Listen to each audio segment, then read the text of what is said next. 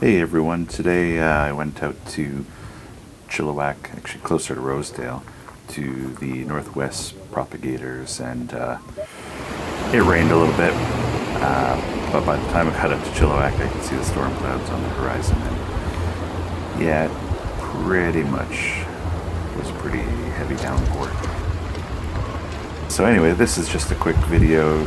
I wanted to actually do a test of 4K video and just see how this looks. And thought it would be cool to have a bit of a walk around the nursery while I was there and test that out. There were so many plants. It was hard to go through all of these maples. A lot of conifers out in the fields. But there was literally so many maples I couldn't even look at them all. And then when I found one I liked, I walked away for a bit and I went back looking for it and I couldn't find it again. But yeah, just fields of conifers, all sorts of pines, larches,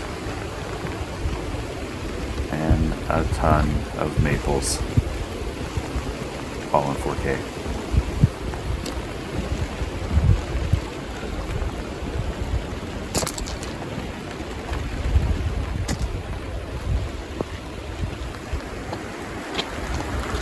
Anyway, join your local bonsai club and see if you can get into a nursery to have access to some pretty cool material.